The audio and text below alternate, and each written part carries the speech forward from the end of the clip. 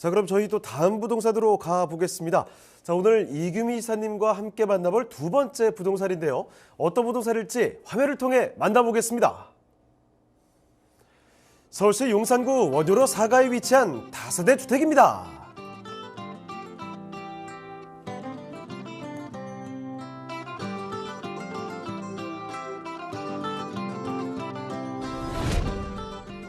소개해드리는 용산구 원효로 4가 다세대 주택의 위치부터 확인해 보겠습니다. 가장 가까운 지하철역은 1호선 용산역과 6호선과 경의중앙선을 지나는 효창공원역을 도보로 이용 가능해 트리플 역세권을 자랑합니다. 철도 교통망뿐만 아니라 자가용을 이용해 강변도로를 따라 한강을 이동한다면 강남, 영등포, 여의도 업무지구로의 출퇴근도 편리해 사통팔달 교통망을 자랑합니다.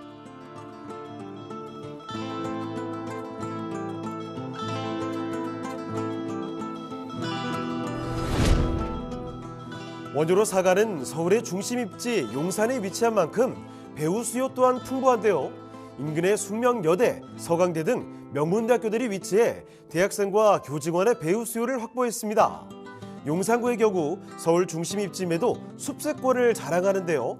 철길을 따라 도심을 가로지르는 경의선 숲길과 역사가 담긴 용산공원이 자리 잡고 있으며 한강과 남산 등 천혜의 자연 환경을 모두 누릴 수 있습니다.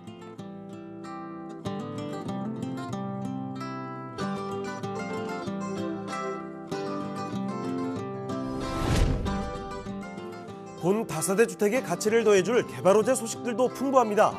용산국제업무지구 개발 사업으로 도심 항공교통시대를 준비하고 있고 운정 동탄을 잇는 GTX B의 노선이 용산역을 지나 교통망이 더욱 활발해질 전망입니다. 또한 용산 도시재생혁신지구 개발 사업으로 용산구의 미래 가치를 더 상승시킬 것이라고 예상됩니다.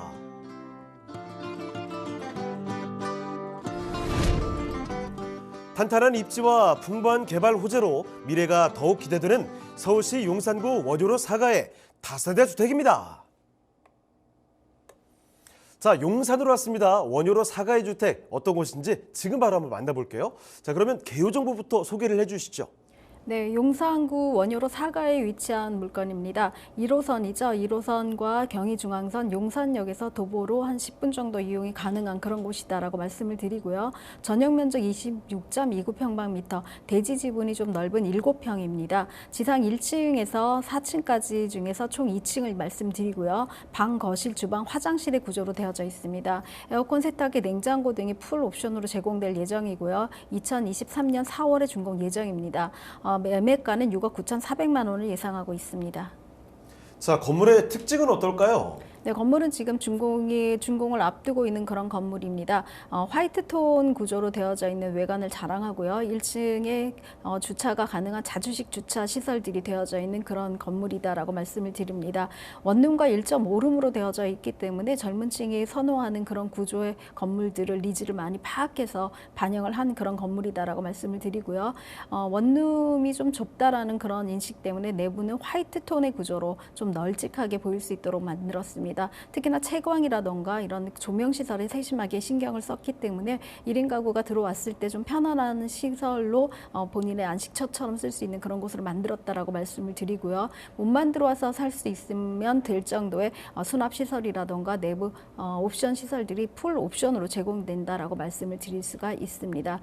주방에 있는 주방 시설 같은 경우도 인덕션이라던가 이런 쿡탑까지 전부 다 되어져 있고 환기 시설까지 생각을 해서 공기청정 시스템까지 만들었다라고 말씀을 드릴 수가 있고요.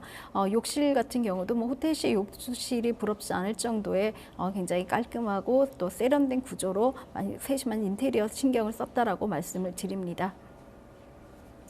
자, 4월 준공이 완료가 되는 신축으로 말씀을 드리고 있습니다. 자, 내부 공간 정말 깔끔하게 똑 떨어지는 곳이라는 점 다시 한번 강조드릴게요. 주방도 그리고 욕실까지도 정말 멋진 모습으로 완성이 될 거라는 점 다시 한번 또 강조를 드리겠습니다. 사진을 통해 보셨으니까 바로 느낌을 오실 것 같습니다. 자, 건물에 대한 특징을 장점들을 살펴드렸고요. 지금부터는 바깥으로 한번 나가볼게요. 입지가 얼마나 뛰어난지 여기 또 사실 용산 이쪽은 개발 호재들이 진짜 많습니다. 그 얘기들을 더 챙겨드리도록 할게요.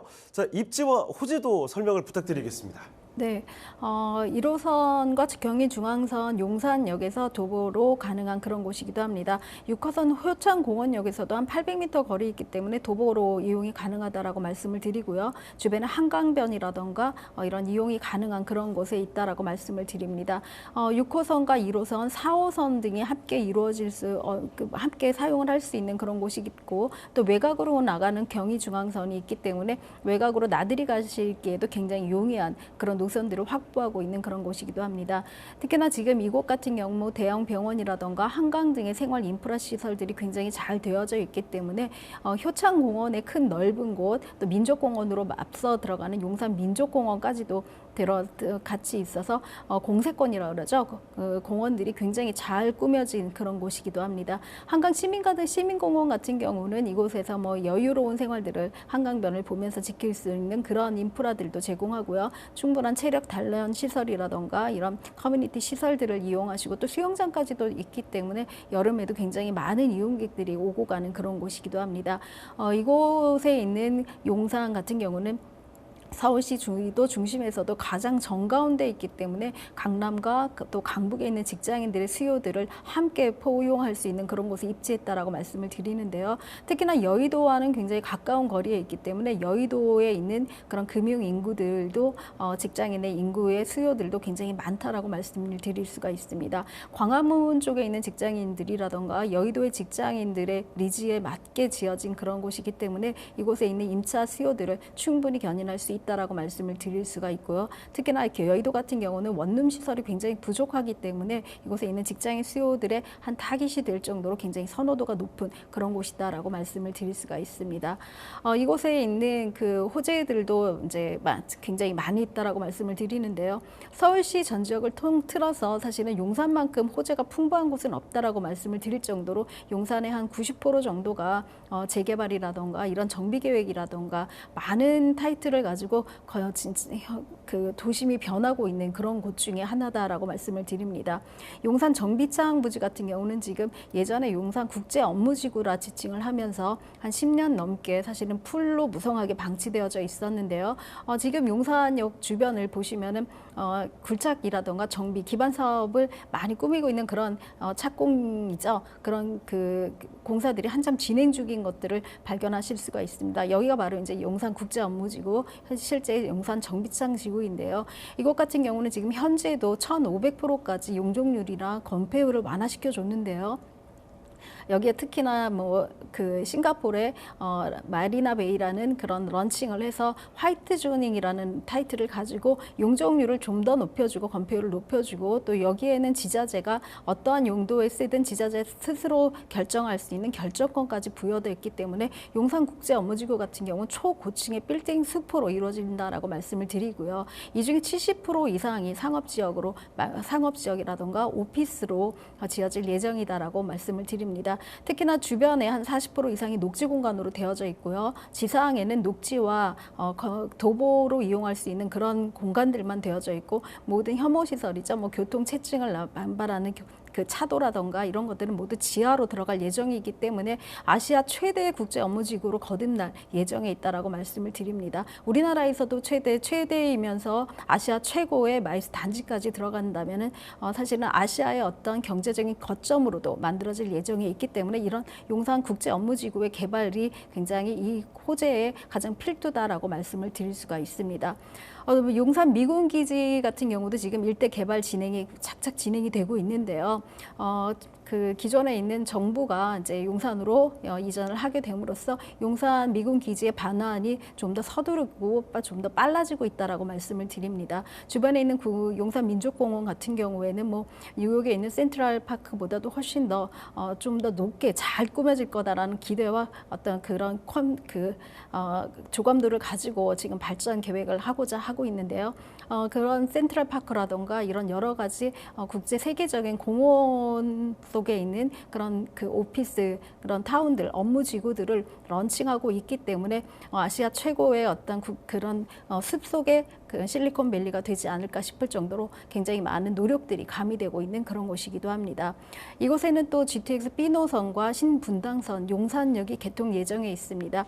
GTX B 노선이 들어오게 되고요. 또 신분당선이 용산역 개통이 된다면 강남권으로 들어가기가 굉장히 용이하다라고 말씀을 드리고, 또 GTX B 노선을 이용하는 인천 쪽이라든가 이런 부천 쪽에 있는 그런 노선을 이용하시는 분들의 어떤 그 직장인들의 거주까지도 굉장히 많이 선호될 그런 예정이기 때문에 이런 단축되고 고속화된 전철들이 들어감으로써 용산이 중앙에서 국제 업무를 치르기에도 굉장히 적합한 그런 교통 노선들로 들어가게 될 것이다라고 말씀을 드립니다. 이런 개발지라던가 그 지하철 노선들을 자꾸 연결시켜 준다라는 것은 사실은 이곳에 유입할 인구들이 굉장히 많아질 것들을 가감해서 만들어진다라고 말씀을 드리는데요. 국제 업무지구에 들어설 업무 인구의 인구를 필두로 주변에 있는 용산 일대의 재개발, 재건축이 진행 중이기 때문에 지금 현재 노후된 빌라라던가 아니면 노후된 아파트들이 이제 신축급 건물로 신도시급으로 다시금 재탄생할 것이다라고 말씀을 드립니다. 사실 뭐 서울시 안에 여러 가지 재개발이라던가 재건축 들이 굉장히 많이 진행을 되고 있는데요. 용산만큼 일시적으로 굉장히 최대화되고 있는 곳이 없기 때문에 용산이 전부 다 정비가 된다면 신도시 하나가 서울시 안에 새로 생긴다라고 생각하시면 될 정도로 용산은 지금 현재 계속 재개발 중인 그런 곳이다라고 말씀을 드립니다. 물건지와 가장 직접적인 그런 그 인연이 있는 것은 모아타운인데요. 작년 10월 17일 날 모아타운으로 확정이 되기 시작하면서 이곳 같은 경우는 원효로 사가가 입주권 나오는 빌라로 변모했다라고 말씀을 드립니다. 기존의 재개발이 뭐 8년에서 10년 이상 장기전으로 가야 된다고 하면 모아타운은 짧게는 2년에서 길게는 4년까지 그런 기간의 폭을 줄였기 때문에 사실은 시간적인 이익이 금융적인 이익으로 발전하는 그런 곳이다라고 말씀을 드릴 수가 있습니다. 주변에 아파트 시세가 지금 떨어져 있는 상황에서도 뭐 25억 이상을 호가하고 있기 때문에 새 아파트로 변모를 하고 지금 현재 아파트 시세 떨어진 것 대비 최고가로 친다면 향후에 이 모아타운이 아파트로 진행되어져 신축 아파트가 된다면 30억 이상을 호가하는 그런 곳으로 되기 때문에 시간적인 절감뿐만 아니라 금융적인 차익도 굉장히 많이 보실 수 있는 그런 곳이다라고 말씀을 드립니다. 지금 현재의 낡은 빌라가 아파트가 되는 입주권으로 확보된 것이기 때문에 그곳에 있는 프리미엄적인 가치가 충분한 그런 곳이다라고 말씀을 드립니다. 네, 재개발, 재건축 이야기 아주 핵심적으로 말씀을 드렸습니다. 특히 모아주택에 대한 이 압도적인 기대감을 기억을 해주시고요. 자, 그럼 이제 마지막으로 가격 전략까지도 한번 분석을 해보겠습니다. 여기 가격 전략은 어떻게 될까요? 네, 예상 매매가는 6억 9,400만 원 정도를 예상하고 있고요. 예상 임대가는 2억 3천만 원 정도를 말씀을 드립니다. 생애 최초라던가 여러 가지 대출을 이용하신다면은 투자금을 굉장히 줄일 수가 있는데요. 실투자 금액은 한 7,600에서 한 1억 5천까지 정도를 생각하시면 됩니다.